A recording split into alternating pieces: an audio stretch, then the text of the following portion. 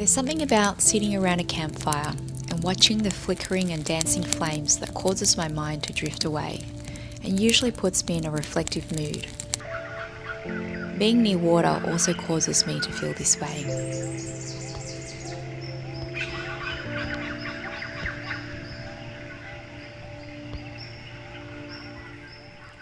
Hello there. This weekend I'm camping beside a lake, and the combination of water and fire is making me feel particularly reflective. And I've been reflecting a bit about my photography journey over the past year. It's been such an amazing journey with lots of lessons learnt along the way. So I thought it'd be nice in this video to distill some of those lessons down to, I suppose, my 7 key tips and lessons learnt. Including things that I wouldn't change for the world and other things that if I had my time again, I might change. But before we jump into today's video, I just wanted to take this opportunity to say a huge thank you from the bottom of my heart to my viewers and subscribers out there for your incredible support over the past few months since I started my channel. Reaching 1,000 subscribers is a mini milestone for all content creators, myself included. And for me, having been able to share my photography experiences and adventures with you all has been such a joy. And knowing that I'm creating content that you get enjoyment and value out of has been my ultimate goal, and it will always be my ultimate goal. So I'm deeply grateful for the phenomenal encouragement and feedback that I've received from you all. So I very much look forward to having you join me on this journey on this channel. And having said all of that, let's get straight into today's video.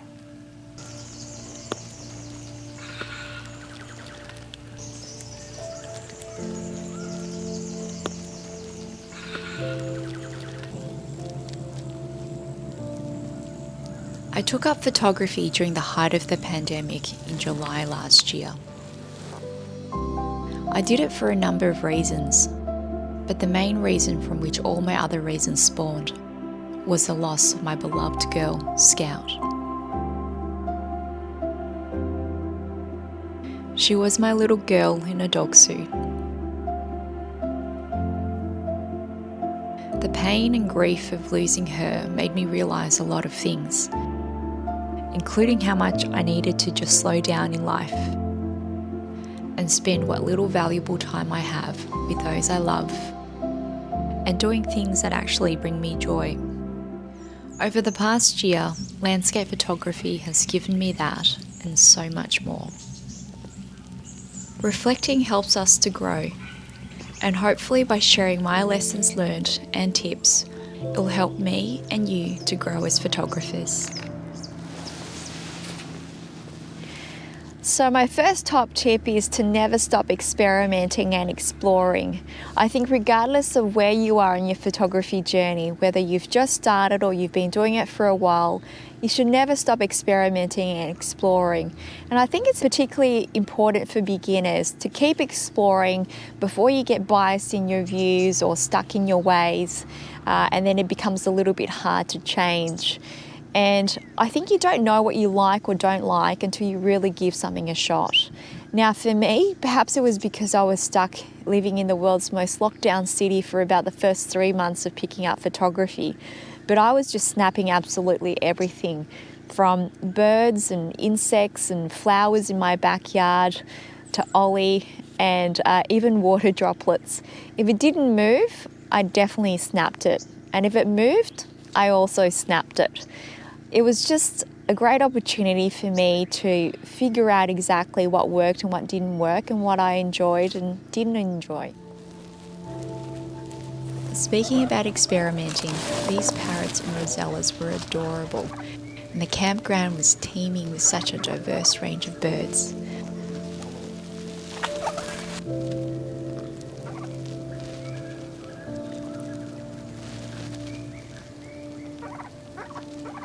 I had to test out my bird photography skills, and if I'm being honest, I think I'm getting addicted.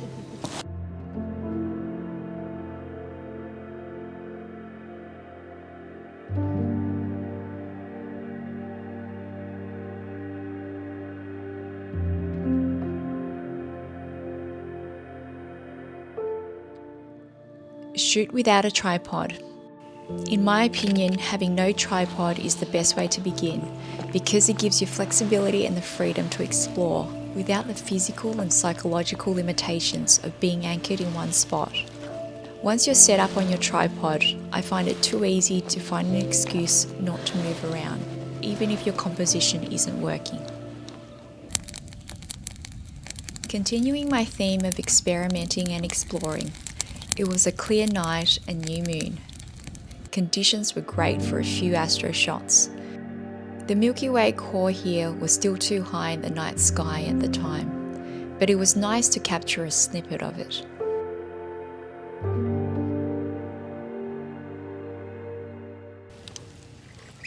I love waking up to the sound of laughing kookaburras.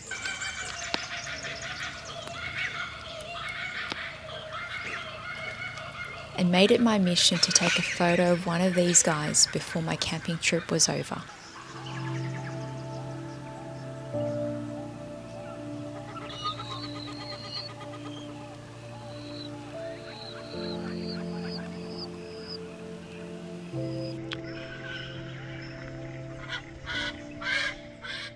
I'm just loving this mist and fog that's just settled over the valley and over the lake.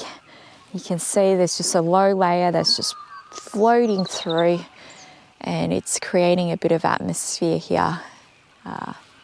Beautiful.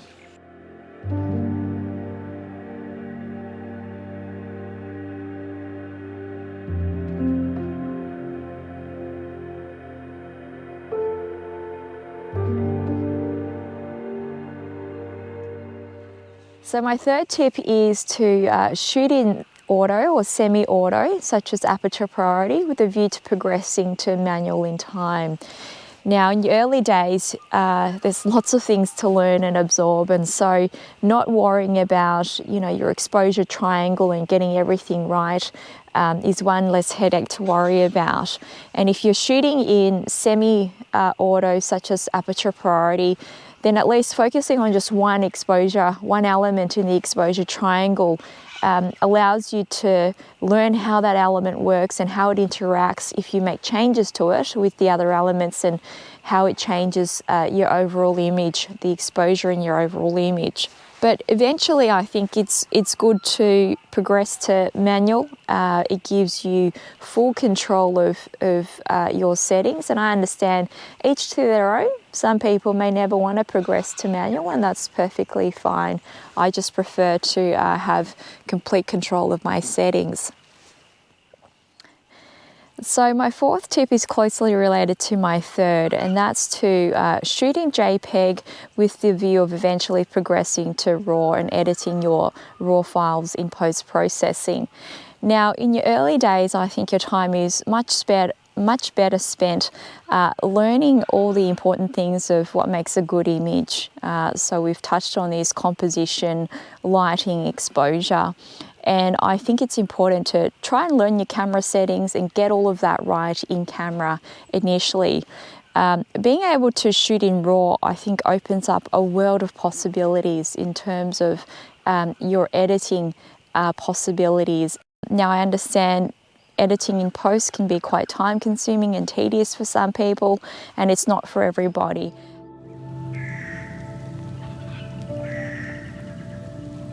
Of course, there were kangaroos, and I caught this young poor fella not having his best day out. I was rapt when I finally managed to snap this cutie of a laughing joker.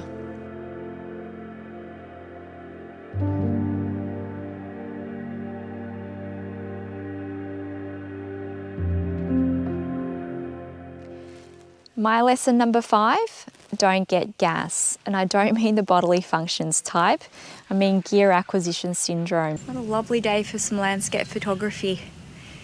So excited for my first trip. Camera bag on, locked and loaded. Trusty wide angle, absolutely. Prime lens as well. Oh, who knows, I'll just bring it in case. Mid-range. Yeah, this might come in handy. Long lens, absolutely. Can't leave this behind. What if I want to take some long exposures as well? Or remote shutter release. And I might be taking panoramas. And don't want any parallax. So need a nodal rail, definitely. Tripod, yep. No questions asked there. Okay. So, I think I have all my gear. Ready to take my first photo. Don't know what to do, where to go, but it doesn't matter. I've got all the gear I need for the time being. That's all that matters. All my gear. Now, bursting with excitement and enthusiasm, it's easy to get carried away and wanting to get the latest, greatest and shiniest camera gear out there and all the accessories that come with it. And I was guilty of that. And let's not kid ourselves. Having good camera gear does help, but we all know it's not all about the gear. And so my tip is don't fall into that trap, but rather to focus on learning as much as you can with as little as possible. It will not only help your bank account in the long run, but it will also help you to hone your skills as a photographer and not obsess about what gear you do and don't have.